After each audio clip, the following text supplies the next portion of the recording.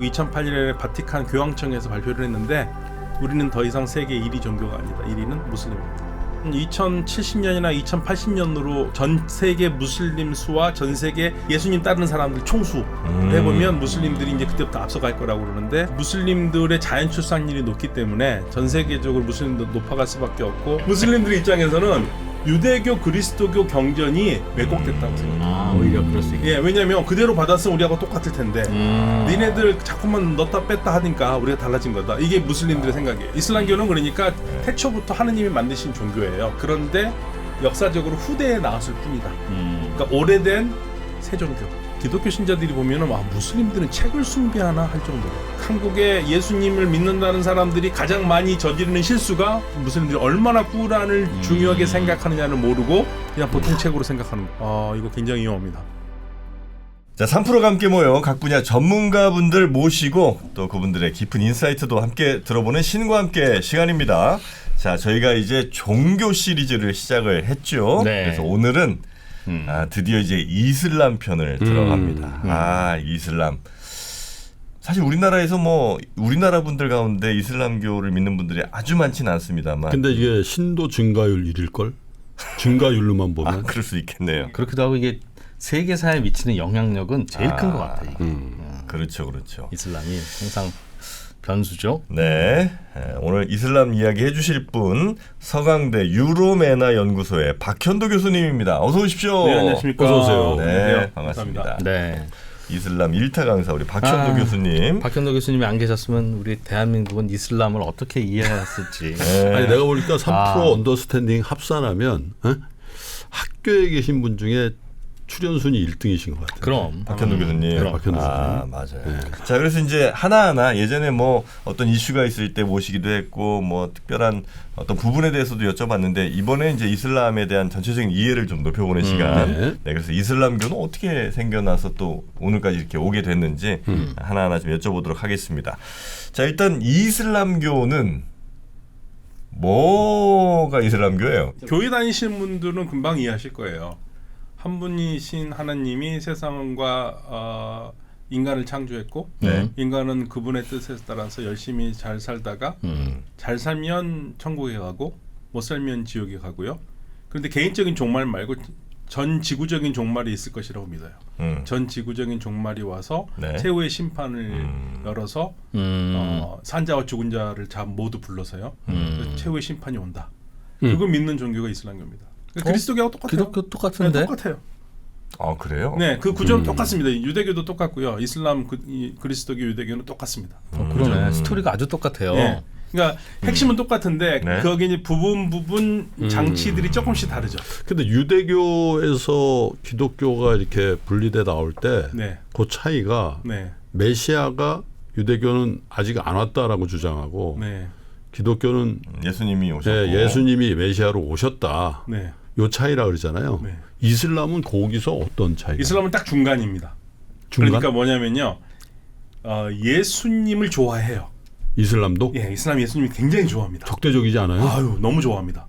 가장 그래요? 위대한 예언자예요. 기적을 하는 유일한 예언자이기도 합니다. 이슬람교의 그 교리 안에서 네, 지저스 크라이스트가 그런데 그분이 구원자는 아니에요. 여러 예언자 중에 한 분인데 아주 뛰어난 예언자예요. 그러니까 그런 면에서는 예수를 인정한다는 면에서는 유대교하고는 달라요. 그리스도교하고는 같은데 그리스도교에서는 예수님을 신으로 그렇죠. 받아들이잖아요. 성부, 성자, 성령. 예. 네. 이슬람은 그런 소리 하지 말아라. 예수님은 인간이다. 그냥 모세, 아브라함, 예. 지저스 크라이스트. 예. 그냥 그러니까 그런 모세, 아브라함부터 쭉 내려오는 것 중에 예수님이 계시고 그리고 이제 마지막에 무함마드가 있다. 무함마드도 역시 사람인 거죠. 그렇죠. 예. 무함마드도 선지자죠, 그냥. 예, 예언자, 예언자죠. 선지자. 네, 맞습니다. 그 신은 아니죠. 신은 아니고요. 신은 유일하게 알라가 있는 네. 거죠. 알라가 곧 유대인들이 믿는 야훼 여호와 그거예요? 그러니까 무슬림들이 생각하기에 자신들이 말하는 알라가 네. 유대교에서 말하는 야훼, 네. 그리스도교에서 말하는 여호와. 하느님. 네. 그거라는 거죠. 같을 것이다. 같은 것이다 아니라 같다. 같다. 예, 같다. 근데 다만 유대교나 이제 이슬람 그리스도교에서는 불편하죠. 뭐 다른데 자꾸만 같냐고 그러냐 이렇게 얘기할 수 있지만 이슬람에서는 명백합니다. 같습니다. 그럼 거기서 구약이나 신약 성경도 봐요? 그러니까 사실 이제 구약이란 말을 하면 유대교가 되게 싫어하는 말입니다.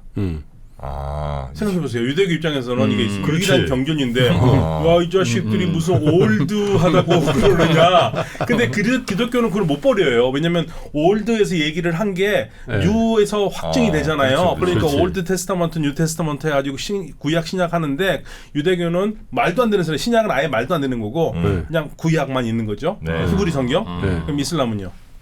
이슬람은 하느님이 유대인들하고 그리스도인들에게 하느님 말씀을 내려줬어요. 그 무슬림들한테도 내려줬습니다. 저는 이렇게 말하는데 하늘나라에 하느님의 말씀이 담긴 책이 서버가 있어요. 서버에서 유대인들도 다운로드를 받았고 크리스천들도 다운로드를 받았고 무슬림들도 다운로드를 그게 받았어요. 클라우드의 효시구나. 예. 그런데 유대인들과 크리스천들은 그 다운받은 책을 예. 편집 모드로 읽었어요. 예. 그래서 자꾸만 열어봐서 고치고 빼고 했단 말이에요. 근데 무슬림들은 뭐라 그러냐면 우리는 읽기 모드로만 읽었다.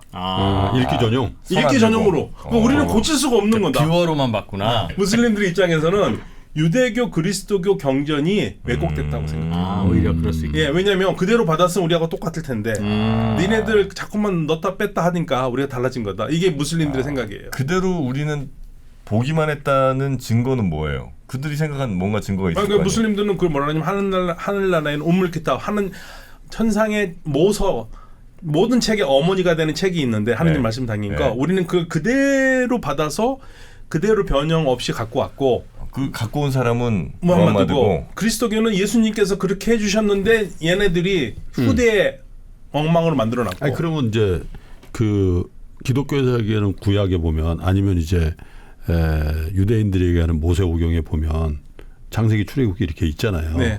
그럼 그 스토리가 네. 요거는 편집된 버전으로 있고 네. 이슬람 경전에는 편집 안 된 여기서 각 주의 차이가 있는 거지 네. 본질은 같이 스토리텔링은 같아요. 같다고 얘기를 하죠. 그런데 사실은 꾸란에 나와 있는 성경 이야기를 읽으면 네. 성경 지식이 없는 사람은 이해 못합니다. 성경을 다 알고 있는 상태에서 읽어야 이해가 좀 너무 돼요? 쉬워요. 그러면 너무 쉬워요. 같은 얘기일 테니까. 아니요, 같은 얘기가 아니라 꾸란은 크기가 신약 성경의 3분의 2밖에 안 돼요. 그러면 3분의 2에 어떻게 다 담겨 있겠어요? 축약본이구나. 축약본이에요. 그러니까 쉽게 말하면 저는 이게 핵심 체크용이라고 그러거든요. 그러니까 구약과 신약 얘기를 다 알잖아요. 그러면 꾸란을 읽으면 훨씬 쉽죠. 무슨 말 하는지 다 알아요. 그런데 꾸란만 읽은 사람은 신구약 이야기를 할 수가 없어요. 무슬림들은 신구약 안 읽을 거 아니에요? 안 읽죠. 그런데 그러니까 지금 질문을 잘하셨는데 무함마드가 계시를 해가지고 꾸란이 남았단 말이에요. 네. 그러면 무함마드 시대에 있던 사람들은 어떻게든지 알아들었을 거 아니에요. 근데 후대의 시간이 지나면 이게 뭔 말인지 모르는 거예요. 그럴 것 같은데. 그러면 이걸 이해하려면 어떻게 하겠습니까? 그래서 이슬람 세계에서 가장 먼저 발전한 문학이 하나 있습니다. 이스라엘리아트라고 그래가지고 이스라엘 사람들 이야기라는 장르가 생겨요. 그래서 구약 성경 이야기를 구술을 하기 시작합니다. 그걸 이제 들은 상태에서는 꾸란 보면 이해가 좀 잘 이해가 되고. 되죠. 왜냐하면 꾸란은 절대 사람 얘기를 안 해요. 사람 이름 얘기를 안 해요. 그러면 아브라함 이런 거 안 나와요? 아브라함은 얘기를 하는데 이브라힘이라고 얘기하는데요. 아브라함의 아내라든지 누구의 아내 있잖아요. 우리는 성경 읽어보면 알잖아요. 누구 아내 그렇죠. 이름을 몰라요. 없어요. 아내라고만 나와요. 그런 식으로 이름이 안 나오니까 이게 알기가 어려워요. 유일하게 여성들의 이름 나오는 사람이 마리아는 나오죠. 예수의 어머니. 네. 그래서 이제 이런 얘기를 하죠.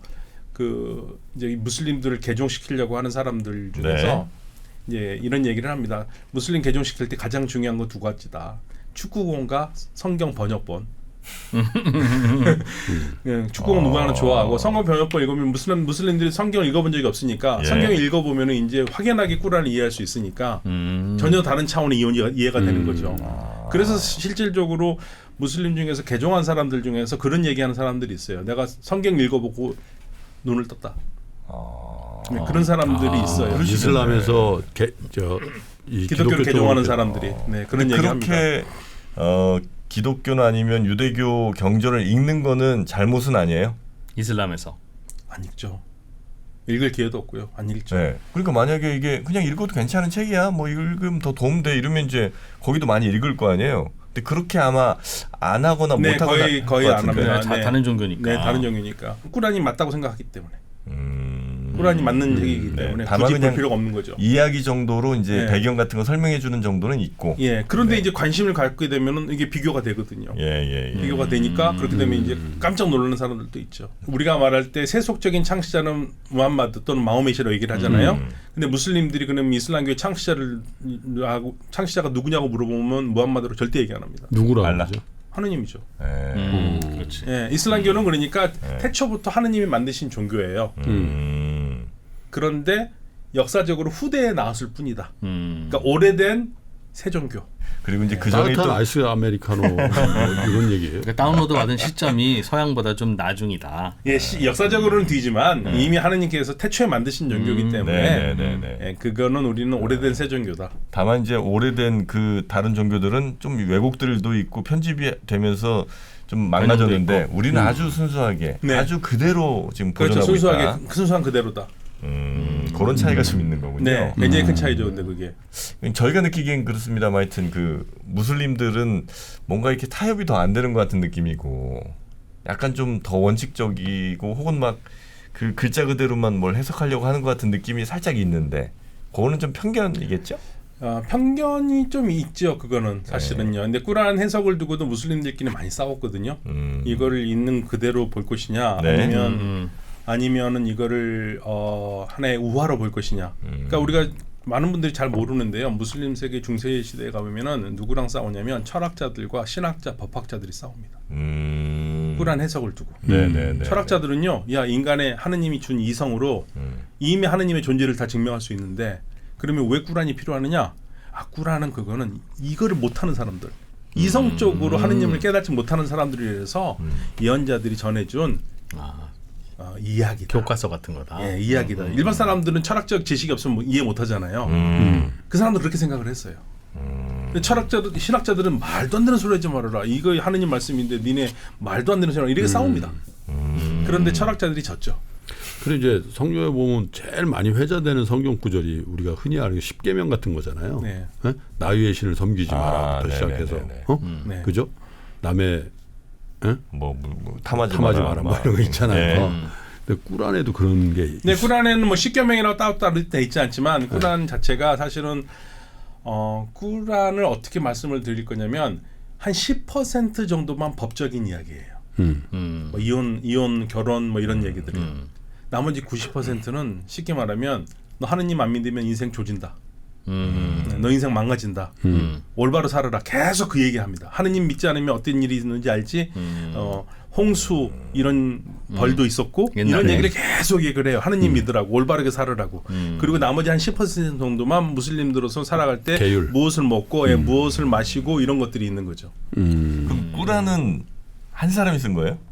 무슬림들의 입장에서는 누가 쓴 게 아니라요. 네. 무함마드가 얘기한 거를 무함마드 살아생전에 사람들이 기억하고 있다가 나중에 이제 무함마드 죽은 다음에 전쟁이 나서 사람들이 자꾸만 죽어가니까 외우던 사람들이 죽을 거 아니에요. 그러니까 아차 싶어서 이제 구술해서 기록한 거다. 그래서 오늘날 한 650년 경에 이렇게 책을 만들어서 지금까지 전해온다 이렇게 얘기를 하고 있어요. 그 이후에는 버전업이 없다는 얘기죠. 네, 그냥 651년에 만든 버전이 지금까지 버전이라고 얘기를 하고 있는데 그리고 이본들이 있었던 걸 다 파괴했다고 그러는데 종종 파괴하지 않은 이본들이 등장하기도 해요.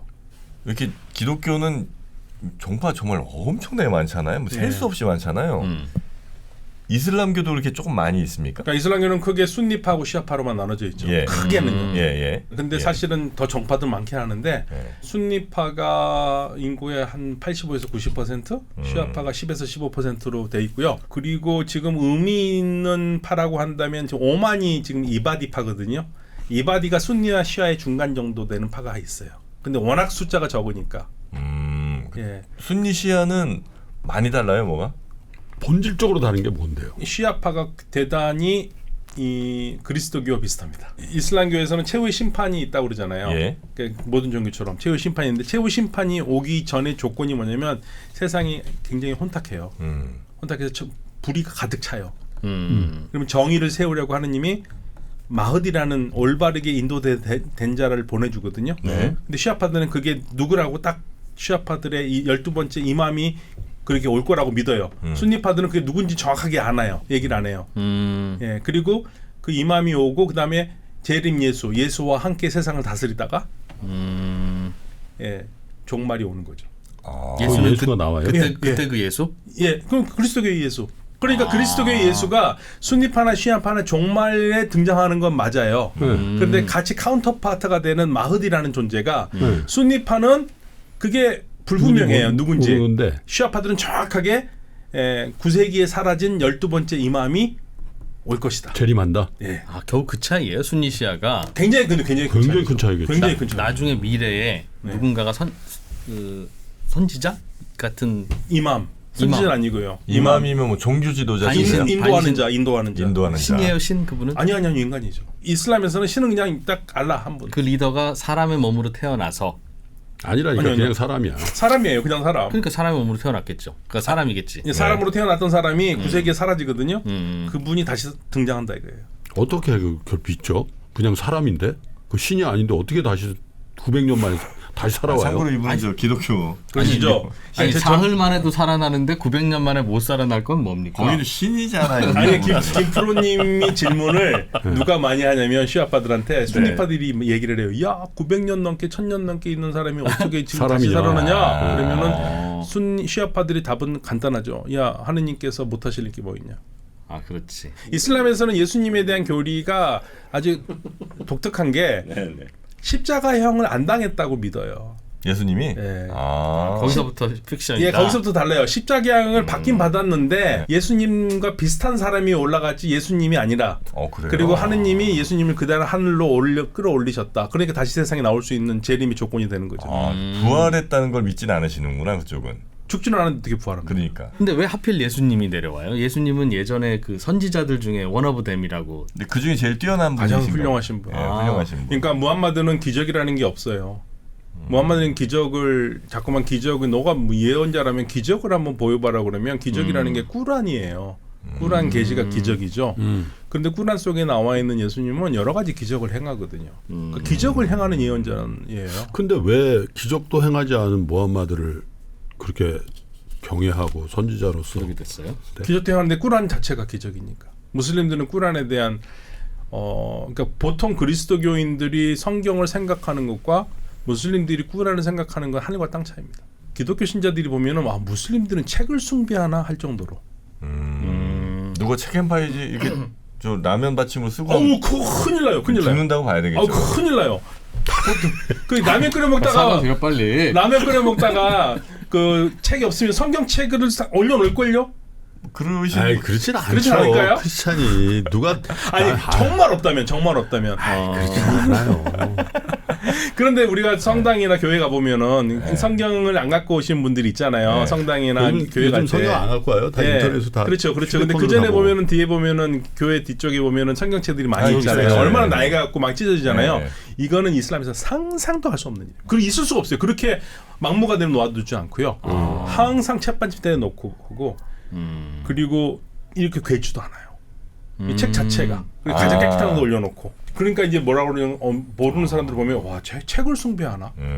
십자가처럼 모시는구나. 꾸란을. 굉장해요. 한국 사람들이 특히 한국에 예수님을 믿는다는 사람들이 가장 많이 저지르는 실수가 바로 무슬림들한테 이 무슬림들이 얼마나 꾸란을 중요하게 생각하느냐를 모르고 그냥 보통 책으로 생각하는 거. 이거 굉장히 위험합니다. 아니 그 이슬람 그러니까 무슬림들은 뭐랄까 이게 기독교인들 뭐 천주교인들 이런 분들은 이제 뭐 개신교인들 이런 분들은 대체로 이제 종교하면 그냥 내 마음속 깊은 곳에서 생겨난 나의 믿음 그래서 이 말씀을 따라 내가 잘 살아야지 뭐 이 정도 이제 생각을 많이 하시잖아요. 근데 그 무슬림들은 대체로 나의 그 내적인 부분뿐만 아니라 외적인 것까지 다 지배를 하는 것 같은 느낌이 좀 있거든요. 사실 그런 면이 있죠. 우리가 일상생활에서 보면은. 네. 그래서 근데 예전에는 아마 중세시대 때는 기독교도 그랬을 것 같아요. 그래서 그런 게 한번 끝난 시기가 이제 한번 우리 인류사에서는 있었던 거잖아요. 기독교 문명에서는. 근데 여기 무슬림 그러니까 이슬람 쪽에서는 그 시기가 아직 안 온 겁니까? 그게 저는 그러한 차이보다는요. 네. 그리스도교와 이슬람의 가장 큰 차이는 그리스도교는 말씀을 중요시하는 종교고요. 네. 이슬람은 행동을 더 중시하는 종교입니다. 그러니까 이 유대교와 이슬람이 같은 계예요. 무엇을 먹을까, 무엇을 마실까, 어떻게 행동을 해야 될까, 이게 세세하게 규정이 돼 있어요. 법의 종교입니다. 이 두 개가. 그래서 무슬림들과 유대인들이 사는 데는 네. 서로 좋아요. 유대인이랑 무슬림이? 예. 맨날 총 쏘고 막 난리 나잖아요. 아니 지금 현대 문제죠. 같이 살면, 그러니까 유대인들한테 만약에 선택권을 줍니다. 너 기독교인들하고 살래, 무슬림들하고 살래, 중세에. 당연히 제가 유대인이라면 무슬림들하고 삽니다. 기독교인들 불편해요. 기독교인 쪽은 말만 아니 하고. 기독교인들은 자꾸만 너 예수님 죽인 놈들이라고 맨날 괴롭히잖아요, 유대인들을. 유대인들을? 예. 근데 무슬림들은 그런 말도 안 하죠. 그런데 같이 고기 먹는 것도 비슷하죠. 안 하는 것도 비슷하죠. 얼마나 좋습니까? 일단 고기 먹는 거, 돼지고기도 같이 안 먹죠.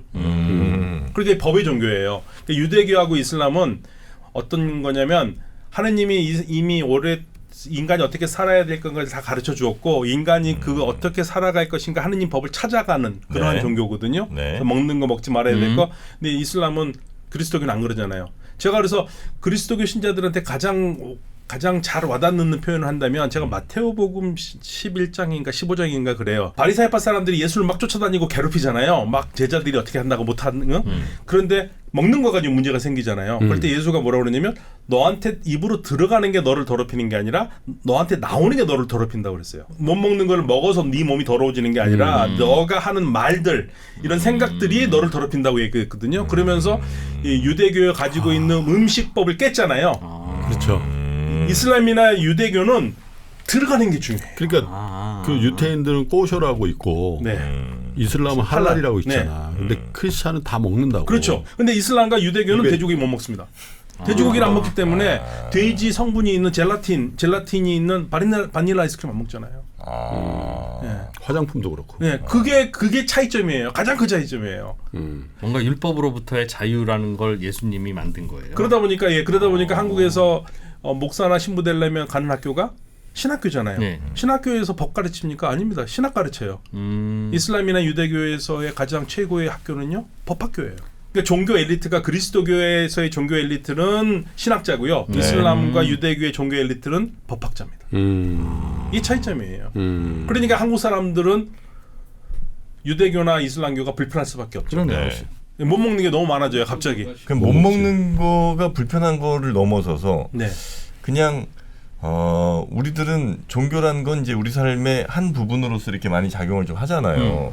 근데 이제 무슬림 같은 경우는 방금 말씀해 주신 거나 마찬가지로 유대교 역시 뭐 비슷한 것 같은데, 나의 삶의 상당 부분을 그 법에 따라서 내가 이제 살아야 되는 거 아니겠습니까? 근데 그게 이제 그 나라 사람들, 무슬림들만 모이는 나라에서야 뭐 다 나라법이랑 그 종교법이랑 비슷하니까 큰 문제 없겠으나, 우리는 전혀 그렇지 않잖아요. 돼지고기 먹어도 되고, 예를 들면 여러 가지 것들이 이제 충돌을 할 거 아니에요. 이 무슬림들은 그게 늘 365일 24시간 나를 지배하게 되는 거니까, 그래서 우리 법과 뭐 규범 이런 거랑 계속 부딪히는 거 아니겠어요? 사실은 융통성이 좀 있긴 하거든요. 네. 예를 들면은 못 먹는 거 반드시 안 먹어야 되는 건 아닙니다. 필요할 때는 먹을 수도 있어요. 꾸라는 구절에 그게 써 있어요. 예, 필요하거나 어쩔 수 없을 때는 먹어도 괜찮거든요. 네. 그런데 이제 자꾸만 그걸 지키려고 그러면 문제가 생기는 거죠. 그리고 본인들만 안 먹는 거면 또 괜찮은데, 못 먹게 해. 아니, 못 먹게 하지는 않아요. 예를 들어 사우디 가서 제가 돼지고기 그래요? 먹을 수 있어요? 사우디에서도 돼지고기는 파는 데는 있습니다. 근데 그래요? 예, 그 필요한 사람들은, 제가 알기로는 예를 들면 까따르는 그 돼지고기 살 수 있는 사람들이 있어요. 수요가 많지 않아서 예, 없는 것뿐이다. 시장에는 팔기는 팔아요. 예, 딱 근데 허가 받은 사람만 살 수 있고, 무슬림 사회에서도 먹을 수는 있어요. 근데 전체적으로 먹지는 않죠. 그러니까 혹은 뭐 내가 술을 먹는다든지 뭐 이런 것들이 이제 예를 들어 우리가 할랄 푸드를 드시는 분들을 뭐라 할 수는 없잖아요.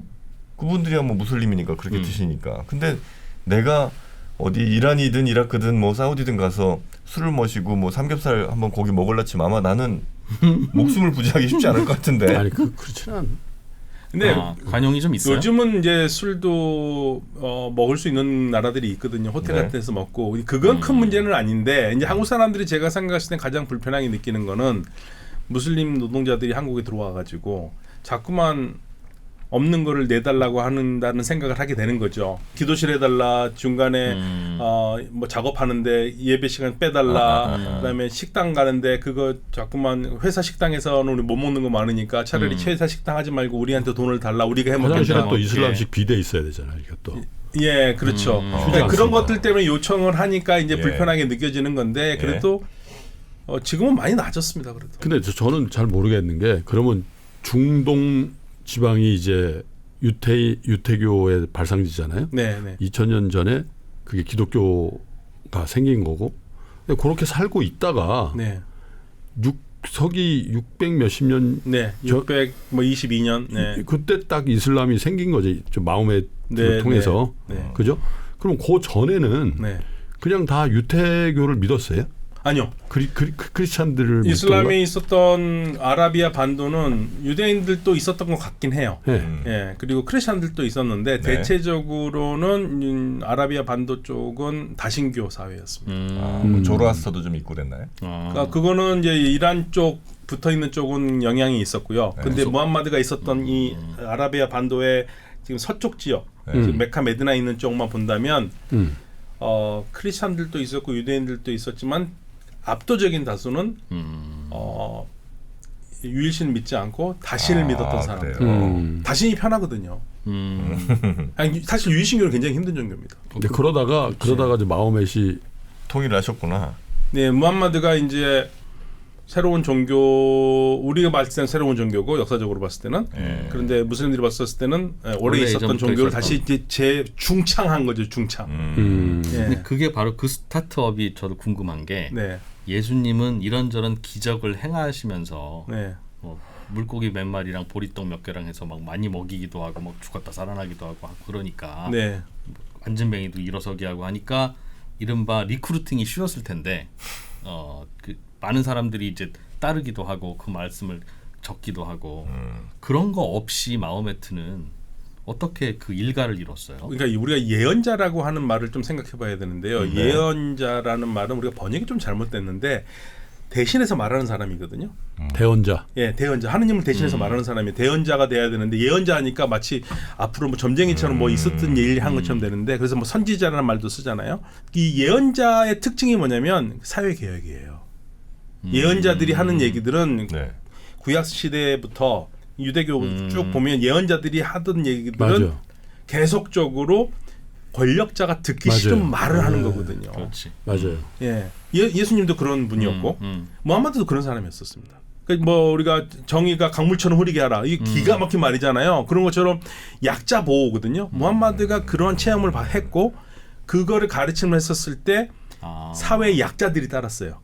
그래서 이슬람을 연구하는 서양학자들 중에서 뭐 몽고메리 와트라든 여러 사람들이 뭐를 하게 했냐면 무함마드를 소셜 리포머 또는 사회주의자라고 불렀던 이유가 거기 있습니다. 그렇게 약자들.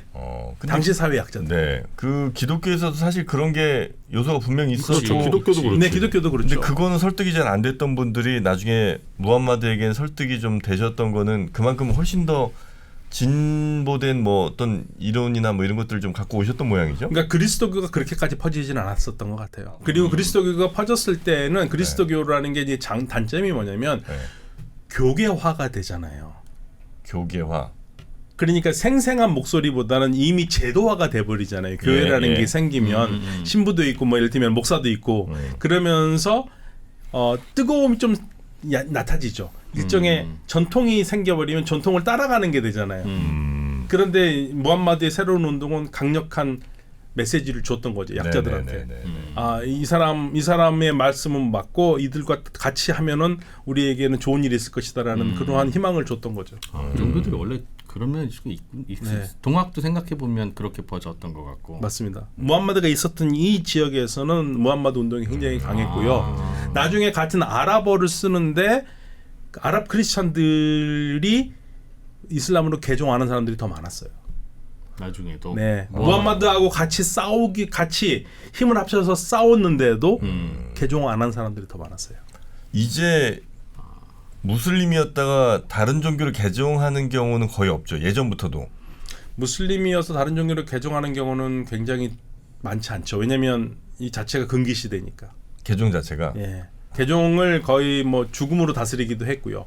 대교는 그러다 보니까 그리고 저도 가끔 그런 생각이 왜 무슬림들이 기독교로 개종을 안 하고 왜 기독교 신자들이 무슬림으로 개종을 하는가 뭐 이런 거 왜 기독교보다 더 쉽게 퍼졌었을까 생각해 보면 당시에 조직화된 교회가 신자들을 힘들게 하지 않았을까라는 생각을 들어요. 예, 기독교는 이미 조직화가 돼서 제도화가 돼버렸어요. 그러니까 생동감이 좀 떨어진 게 아니었는가. 근데 코란 우리가 중세 이렇게 보면 이슬람의 확장기에 보면 한 손엔 코란 한 손엔 칼이다. 네. 아니요, 근데 그거는 네? 사실은 잘못된 말이에요. 아니에요? 예, 그건 잘못. 무력으로 해가지고 너 믿을래 안 믿을래? 아니요. 사실은 무슬림들이 632년 무함마드가 죽은 이후로 이제 아라비아 반도 쪽으로 더 퍼지고 넘어가잖아요. 네. 638년에 예루살렘 넘어가고요. 650년, 670년 이 정도 되면 이제 우리가 알고 있는 중동 지역이 거의 다가 무슬림화가 되는데 그 됐었을 때 개종을 강제로 시켰느냐 안 시켰습니다. 아, 선택 사항이었어요, 다. 아니요, 개종 안 시켰어요. 개종을 하면 무슬림들이 어려운 게 하나 있습니다. 무슬림들이 정복을 하잖아요. 네. 정복을 하면 세금을 걷지 않습니까? 네. 세금은 비무슬림한테만 걷거든요. 인도세를. 그런데 인도세 내래가 개종을 하면 세원이 줄어들어요. 그래서 개종을 금지하는기도 했어요.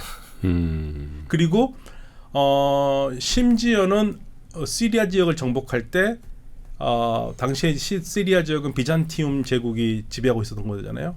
거기 성문을 크리스찬들이 열어줘요. 왜냐하면 생각해보세요.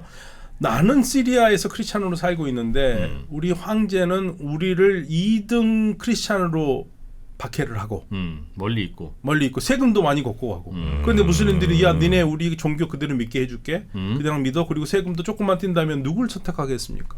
정권 교체를 한 거구나. 정권 교체를 한 거죠. 입장에서는. 그래서 이제 정복을 하고 갈래니까 막습니다. 가지 마시라고. 가지 마시오. 당신이 가면은 황제가 내려온다. 그러니까 황제가 내려오면 우리가 다시 오겠다. 진짜 내려왔어요. 다시 막아줍니다. 칼이냐 코란이냐는 제가 알고 있는 토마스 아퀴나스가 만들어낸 말로 알고 있는데 그거는 사실은 후대에 만들어진 말이에요. 좀 와전 오해. 네, 역사하고는 맞지 않아요. 그 현재 아까 잠깐 뭐 얘기 나왔습니다만 전 세계에서 인구가 늘고 있는 거의 유일한 종교가 지금 이슬람교잖아요. 네. 왜 이렇게 이슬람교는 현대에도 이렇게 빨리 인구가 늘어납니까? 제가 단순하게 말씀드릴게요. 세계에서 선교 활동으로 가장 많은 신자를 확보하는 종교가 그리스도교입니다. 예. 예, 무슬림들은 선교 안 합니다. 네. 예, 자연 출산율. 그냥 부모가 아버지가 무슬림이면 아이들도 무슬림이니까. 예. 그래서 원래 2006년까지 2005년까지 세계에서 단일 종파로서 가장 신자가 많은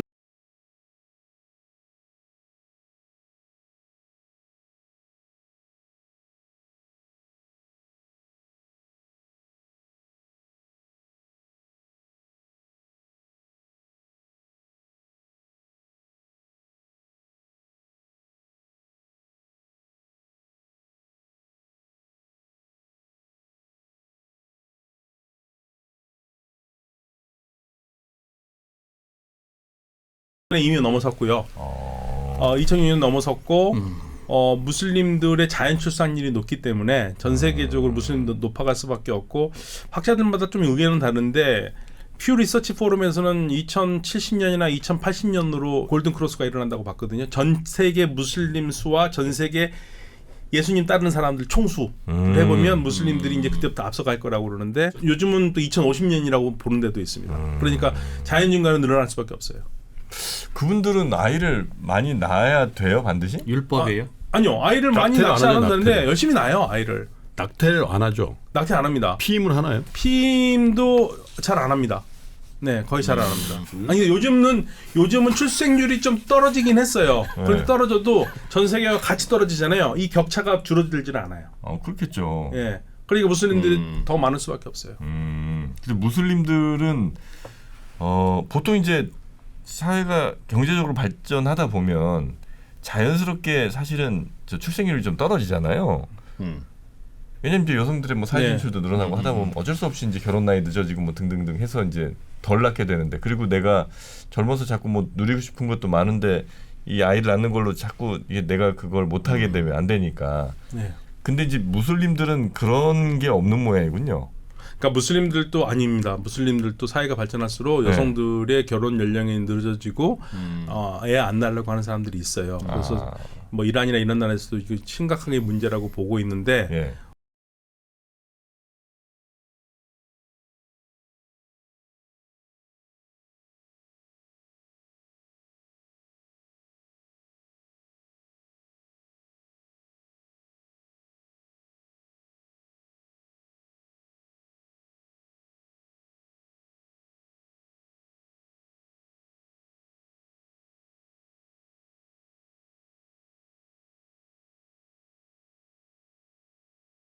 모스크를 가면 중동 지역의 모스크를 가면 젊은 사람들 그렇게 많이 보이지 않아요. 할아버지 할머니들이 네, 많아요. 그 나이 든 사람들이 훨씬 더 많죠.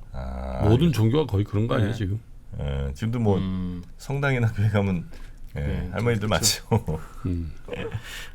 그렇게 무슬림 그러니까 이슬람교를 믿는 분들은 지금 어쨌든 좀 전 세계에선 그래도 비교적 가장 많이 늘어나고 있는 상황이고 이거 한 2050년쯤 되면 전체 기독교인 혹은 뭐 예수님 믿는 사람들 숫자보다 더 많아질 것이다. 네, 뭐 50년으로 보는 분도 있고 70년 보는 2100년 보는 거 있는데요.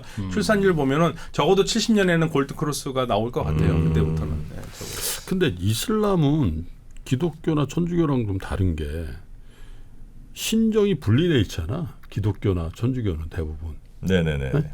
그 신의 영역과 어. 이 정치의 영역이 분리돼 있는 게 네네. 있잖아요. 왕 따로 있고 교황 따로 있고. 근데 여기는 거의 이게 신정이 합치돼 있는 특히 그 이란 같은 경우는 특별히 더 그런 것 같고 그래서 특별히 또 왕조 국가들이 이슬람일 가능성이 훨씬 높은 것 같아요. 네. 또 왕조도 예를 들면 저 영국의 왕조 이런 거는 힘이 없는 왕조인데 여기 절대 군주들 절대 군주죠. 절대 군주 국가의 이슬람의 확률이 훨씬 높잖아요. 절대 군주 국가에서 크리스찬 거의 없죠. 없죠. 거의 없죠. 그런 건 왜 그런 거죠? 이게 사실은요. 무슬림 세계가 저는 항상 이게 역사적으로 컨텍스트가 있는데 네. 그리스도교 운동은 로마 제국에 흡수된 운동이잖아요. 종교 전통이 신앙 운동이 생겼고 그 나중에 로마의 박해를 받다가 로마가 국교로 만들어서 로마의 정치 체제 안으로 들어갔잖아요. 네. 근데 이슬람에서 시작해서 정치 공동체가 발전을 했으니까 다르죠. 그리스도교하고. 그러니까 그리스도교에서는 뭐 교황권과 왕권 뭐 이런 거 가지고 문제가 많이 있었지만 이슬람에서는 그런 거 자체가 있을 필요가 없었던 거고요. 같이 갔으니까. 그들이 그냥 나라를 세우고 다스리고 네. 있으니까. 그리고 왕이 그 이슬람의 보호자로서 많이 있었죠. 보호자로 있었고 네네네. 그러니까 지금도 김프로님께서 말씀하신 신정일치 제도라는 나라는 정확하게 말하면 이란입니다. 이란은 아예 헌법상으로 해가지고 그렇게 국가를 현대 최초의 운동을 한 거고요. 이란이 그 독특한 나라가 모든 무슬림 국가들이 굉장히 다 신정일치 같다고 보지만 실질적으로 원칙적으로 최초의 그 사례를 세운 건 이란이고요. 그 외의 국가들은 국민들이 대다수가 90% 이상이 무슬림이고 왕도 무슬림이고 그러니까 왕이 이슬람을 보호자로서 있는 거죠. 그러니까 이슬람의 대표 종주국인 사우디의 샤우드 가문은 네, 메카 메디나의 수호자 네, 이렇게 돼 있는 거잖아요. 그렇죠. 그게 굉장히 왜냐하면 그래야지 권위가 생기는 거죠. 다른 것보다도 권위가 생기는 거고. 네. 어떤 면은 그냥 이란의 말을 들어보자면 이란은 사우디 이상한 나라다. 왕이 제대로 이슬람도 지키지도 않고 이슬람도 제대로 하지 않으면서 이슬람만 이용해 먹고 있다. 사우디아라비아 같은 경우에는 우리 이슬람 역대 전통에서 니네 같은 정치 체제가 어디 있냐 이렇게 얘기를 하는 거고. 그래서 이슬람이 네. 완전히 정치와 종교가 완전히 분리됐다고 말하기도 어렵고 또 안 됐다고 말하기도 어려운 아주 묘한 상황입니다. 그게 사실은. 근데 네네네. 서구와 같은 제도는 아니죠. 서구와 같이 완전하게 분리된 상황은 아니고 네. 교황권 예를 들면 교황권과 뭐 황제권이 완전히 같이 갈라지거나 그런 건 아니고 왜냐하면 이슬람에서는 그런 교황이 없어요. 그런 교황이 없으니까. 네네. 신의 대리자가 없다. 네. 그러다 보니까 로마 카톨릭만 얘기를 들면요. 로마 카톨릭에서는 문제가 생기면 교황청을 중심으로 해가지고 회의를 해가지고 로마 카톨릭만의 공식적인 의견이 있잖아요. 그런데 막말로 해가지고 우리 한국의 개신교가 문제가 있어가지고 개신교가 다 모여가지고 자 우리 이렇게 하자고 그래가지고 개신교의 공식적인 결론이라는 게 있나요? 없잖아요. 개교의 중심이니까. 이슬람은 딱 그겁니다. 이슬람은 그렇게 할 수 없어요. 그러니까 이슬람은요 개신교하고 굉장히 비슷해요. 그래요. 오히려? 점에서는 굉장히 비슷한데 다만 차이점이 뭐냐면 모스크가 거의 다 공공 기물이에요. 그러니까 내가 지금 율법 합자예요. 그렇다면 내가 교회 한번 해볼까? 모스크 만들어가지고 신도 모아가지고 내가 헌금 받고 그런 거 못한다는 거죠. 자기 모스크가 될 수 없고요. 그게 공공 기탁물이 될 수밖에 없고요. 그리고 모든 나라에서 가장 무서워하는 게 뭐겠습니까? 방금 우리 김프로님 세금. 말씀하시듯이 내가 법학자여가지고 모스크에서 설교를 할 수 있는 사람이 되잖아요. 예. 그럼 이 사람이 자기가 원하는 대로 설교를 할 수 있을까요? 그럼 진짜 무서운 일이 생기거든요. 우리나라도 선거철만 되면 어떤 특정 종교에서 어떤 특정 정당을 응원한다고 하면 난리가 나잖아요. 네. 생각해 보세요. 근데 무슬림 국가에서 내가 왕인데 모스크가 수없이 많은데 거기서 모스크에서 저놈이 내 욕을 할지 알지 모르잖아요. 그러니까 대다수의 국가에서는 모스크의 금요일 날 설교문을 나라에서 내려주죠. 똑같은 거예요, 그러면? 그거대로 설교해요? 그럼 전 세계 어딜 가도 같은 나라 아니요, 그 나라에서는 나라 안에서. 예, 그 나라에서는 그 안에서. 틀이 있어요. 그러니까 튀르키예 같은 경우에도 무스타파 케말 파샤가 튀르키예를 세속 국가로 만들면서 가장 걱정했던 게 이 종교거든요. 그래서 그 튀르키예의 모스크에서 금요일 날 이맘이 하는 얘기는 국가의 종교부에서 내려주죠. 그래야지 공통의 목소리 나오죠. 뭐 이쪽에서 갑자기 나를 욕하는 얘기가 나오고 정부가 말을 안 들으니까 정부를 우리가 하면서 이렇게 선동 발언을 하면 안 되지 않습니까? 가장 위험하게 생각하죠. 전 국민이 거의 90% 이상이 무슬림이니까. 근데 원래 이슬람의 탄생의 배경은 약자, 그죠? 권력자보다는 피압박 되는 그런 사람들을 대변하면서 했다는데 이 이슬람도 굉장히 많이 변형된 거네요. 시간이 흐르고 전통이 쌓이면서 그리스도교처럼 조직화가 되고 제도화가 되고 그러다 보니까 뭐든지. 예. 그래서 이제 그런 면에서 무슬림들한테 남아 있는 약자 보호 제도가 와크프라고 그래 가지고 공공 기탁 법인이라는 게 있어요. 네. 법인이 무슬림지역에서 제일 먼저 나온 걸로 저는 알고 있거든요. 법인이 되면 예를 들면 제가 돈을 기탁을 해가지고 공공을 위해서 건물을 세우거나 우문을 만들거나 해가지고 공공이 그걸 제 소유가 아니고 사람들 사회에 환원을 하죠. 그걸 많이 하는 왕들이 또 굉장히 존경받고 사랑받는 왕이 되고. 그 법인의 주주들이나 뭐 있을 거 아니겠어요? 주주는 없고요. 법 기탁을 하면 다만 관리하는 사람 한 명 있어야 되잖아요. 그러면 이제 보통은 관리하는 사람이 대대로 관리하는 사람들이 집안이 있죠. 재단 같은 거군요. 예, 재단이죠. 네, 재단. 자, 저희가 이제 이슬람교를 워낙 이제 모르니까 너무 이슬람에 모른다 대한 우리. 일반적인 불교도 몰랐는데 이슬람도 진짜 모른다. 네, 이슬람에 대한 일반적인 지식을 저희가 좀 쌓아봤고 예, 다음 시간부터 또 찬찬히 뭐 이슬람의 어떤 문화라든지 또 음식 같은 것도 재밌는 얘기 많을 거 아닙니까? 한 가지만 마호멧이라고도 하고 무함마드라고도 하잖아요. 네, 정확하게 무함마드입니다. 무함마드. 예, 무함마드인데 이게 H 발음이 우리한테 없는 발음인데요. 무함마드고요. 마호멧은 잘 안 쓰는 표현이에요. 우리 교과서엔 마호멧으로 나오잖아요. 어릴 때. 어릴 때. 네, 우리 어릴 때 그랬는데 요즘은 교과서에도 그렇게 안 나옵니다. 다 무함마드로 나오죠. 무함마드. 예, 무함마드. 그냥 무함마드 하시면 됩니다. 한마들 박현도 교수님과 함께 그러면 또 재밌는 무슬림 또 이슬람교 이야기 다음 시간에도 너무 시리즈로 무지하다. 네. 좀 해주시기 바랍니다. 다음 시간에는 좀 우리 문화 관련된 거 네. 재밌는 얘기 좀 한번 들어보도록 네. 하겠습니다. 눈높이 자, 조금 높여서. 네, 네. 박현도 교수님 다음 시간에 뵙겠습니다. 네, 감사합니다. 감사합니다.